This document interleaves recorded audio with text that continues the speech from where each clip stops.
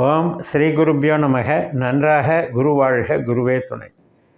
பரபிரம ருத்ர காயத்ரி ஞானஸ்தலத்தின் நண்பர்களுக்கு வணக்கங்களும் வாழ்த்துக்களும். தொடர்ந்து நீங்கள் இந்த சேனலுக்கு கொடுத்து வரக்கூடிய ஆதரவுக்கு மிக்க நன்றி.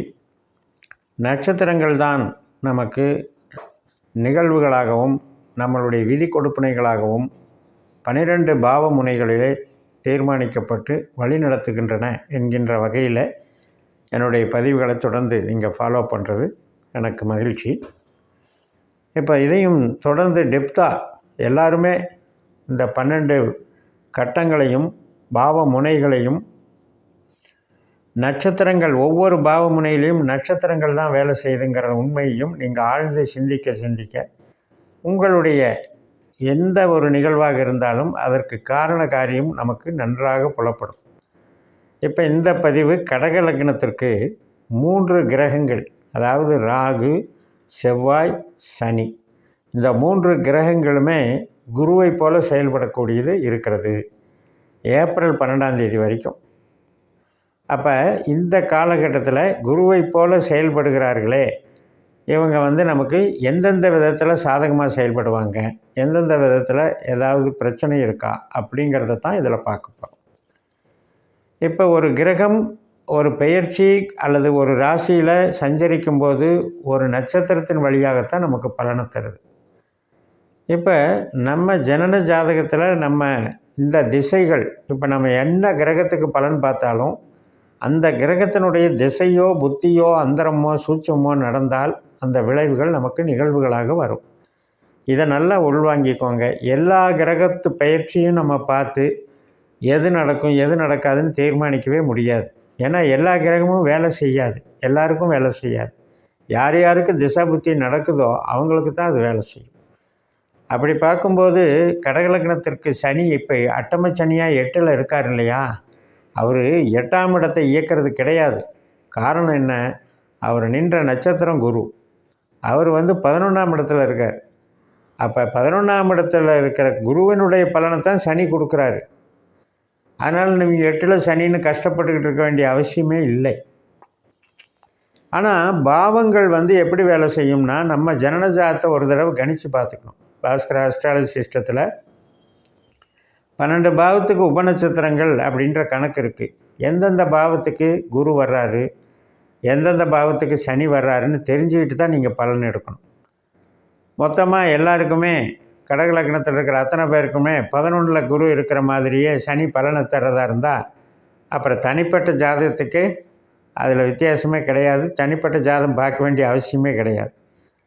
ஏன் நமக்கு நிகழ்வுகள் மாறுது அப்படின்னா, சனி நமக்கு யார், குரு நமக்கு யார், இந்த கேள்வி வேணும் நமக்கு. அப்போ நம்ம ஜனன ஜாதகத்தில் இப்போ சனி 1ஆம் இடம், 5ஆம் இடம், 9ஆம் இடம், இந்த 3 பாவங்களை இயக்கிற அதிகாரியாக வந்திருந்தால், உபநட்சத்திரமாக வந்திருந்தால், இப்போ சனி 8ல் இருக்கார், அவர் கொஞ்சம் தடையான ஆற்றலை கொடுக்கக்கூடிய இடத்துல இருக்கார். அந்த தடையான ஆற்றலை கொடுக்கறதுக்கு கொஞ்சம் ரிலாக்ஸேஷன் கொடுக்குறார். இல்லை, நான் தடையான ஆற்றல் கொடுக்கல, நல்லது பண்ணுறேன்னு சொல்லி நல்லது பண்ணுறார். எதனாலன்னா 11ல் இருக்கிற குருவின் மூலமாக. இப்போ இதை விட சுருக்கமாக எப்படி சொல்லணும்னா, நம்ம ஜனனஜாதத்தில் 1ஆம் பாவம் முதல் 12ஆம் பாவம் வரைக்கும் எந்தெந்த கிரகம் எந்தெந்த பாவத்தை ஆளுது அப்படின்னு பார்க்கணும். நம்ம இதை கணித்து பார்க்கணும். பாஸ்கர அஸ்ட்ராலஜியில் ஒரு சில பாவங்கள் ஒரே கிரகத்துக்கு வந்துடும். இப்போ 2, 4, 6, 10 ஒரு கிரகமாக வந்துடும். ஒரு சிலருக்கு 1, 3, 8 இப்படி வரும், மாற்றி மாற்றி வரும். உறவு சார்ந்த பாவமும் பொருள் சார்ந்த பாவமும் கலந்தும் வரும். அப்போ அதுக்கெல்லாம் ரிசல்ட் எப்படி எடுக்கிறது?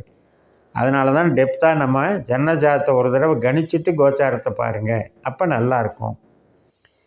இதுக்கு பேர் புத்திநாதன்னு பேர். இப்போ லக்னத்துக்கு உபநட்சத்திரம் ஒரு கிரகம் வருது அப்படின்னா அதை மாதிரி தான் நீங்கள் செயல்படுவீங்கன்னு அர்த்தம். இப்போ கடக லக்னத்தில் உங்களுடைய லக்ன உபநட்சத்திரம் சனியாக இருக்கும்போது நீங்கள் நிதானமாக யோசிப்பீங்க அப்படின்னு அர்த்தம். அப்பேற்பட்ட சனி இப்போ 8ல் இருக்கார், ஆனால் குரு மாதிரி செயல்படுறாரு.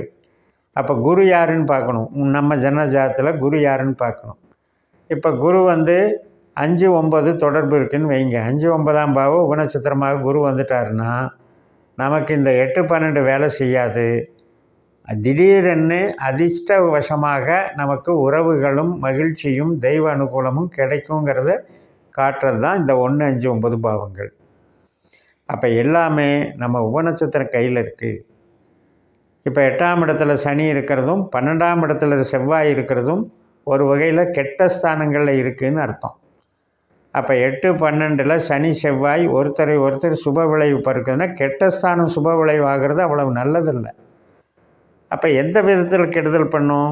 இரத்த சம்மந்தப்பட்ட உறவுகள், நமக்கு குழந்தை சம்மந்தப்பட்ட அமைப்பு, தொழில் சம்மந்தப்பட்ட அமைப்பு, தொழிலில் முதலீடு போடுறோம் 12ஆம் இடம், அது சார்ந்து இந்த சனியும் நஷ்டத்துக்கு உண்டானவராக இருந்தால் அந்த தொழில் முதலீடு போடுறதை நஷ்டப்படுத்திடுவார். இதை இன்னும் புரிஞ்சுக்கணும்னா நம்ம உபநட்சத்திரத்தை வச்சு நம்ம டேலி பண்ணிக்கலாம். இப்போ நீங்கள் கணக்கெடுக்கும் பொழுது 11ல் இருக்கிற குரு மாதிரி ஜென்ரலாக வேலை செய்கிறாருங்கிறது நமக்கு நன்மை தரும். இப்போ 9ஆம் இடம் அப்படின்னா நமக்கு மூளை உழைப்பு சார்ந்த பணிகள், ஒரு டிரான்ஸ்போர்ட் நடத்துறது, கம்யூனிகேஷன் நடத்துறது, ஒரு இன்ஸ்டியூஷன் நடத்துறது, அதே போல் வெளிநாடு தொடர்பு, வெளிநாடு போயிட்டு வர்றது, ஒரு ரிசர்ச் படிப்பு படிக்கிறது, இதெல்லாம் ராகுவின் மூலமாக நமக்கு ராகு திசையோ புத்தியோ அந்தரமோ சூட்சமோ நடந்தால் நமக்கு அதன் மூலம் நன்மைகளை கொடுக்குறாருன்னு எடுத்துக்கோங்க. அதே மாதிரி நமக்கு சொந்த தொழில் பண்ணுறீங்க, ப்ரொடக்ஷன் சார்ந்து பண்ணுறீங்க, பணம் போட்டு பணம் பண்ணுறீங்க, ஃபைனான்ஸ் பண்ணுறீங்க, ப்ரொடக்ஷன் சேல்ஸ் பண்ணுறீங்க, வாங்கி ஸ்டாக் வச்சு ட்ரேடிங் பண்ணுறீங்க அப்படின்னா அதுக்கு இந்த சனியோ குருவோ காரணமாக இருந்தால் அது நமக்கு நன்மை கொடுக்கும். அதே மாதிரி தான் செவ்வாயும்.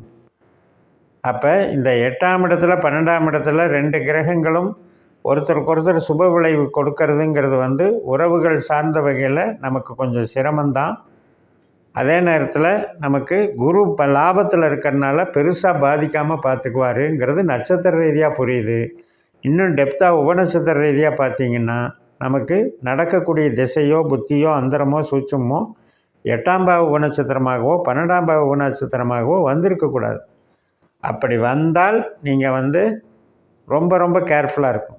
எப்படி கேர்ஃபுல்லாக இருக்கணும் அப்படின்னா, இப்போ சனி 8ஆம் பாவ 12ஆம் பாவ உபநட்சத்திரமாக வந்துருச்சு, 8லேயே இருக்குன்னு வைங்க, வாகன விபத்துகள் அல்லது தொழில் நஷ்டங்கள், ஞாபக மறதியினால் செய்யக்கூடிய இழப்புகள், இப்போ திருடு போகிறது அல்லது ஒரு செலவை நம்பி பெருசாக வரவு வரும், பெருசாக லாபம் வரும் நம்பி விரயம் பண்ணுறது, இதெல்லாம் இந்த 8, 12 வேலைகள். அதனால் 8, 12 பாவத்தில் இருக்கிற கிரகம் மட்டும் அது பெருசாக நஷ்டத்தை பண்ணிடாது. உண்மையிலேயே 8, 12 பாவ தொடர்பு நம்ம ஜனனஜாதத்தில் எந்த கிரகத்துக்கு இருக்கோ அந்த கிரகம் 8, 12 செய்யும், கஷ்ட நஷ்டத்தை கொடுக்கும். அந்த மாதிரி இந்த 4 கிரகமும் இருக்காங்கிறத நீங்கள் பார்த்துக்கோங்க. குருவானாலும் சரி, ராகுவானாலும் சரி, செவ்வாயானாலும் சரி, சனி ஆனாலும் சரி, 8ஆம் பாவ 12ஆம் பாவ உபநட்சத்திரமாக வரல அப்படின்னா நீங்கள் கவலை இல்லாமல் இருக்கலாம்.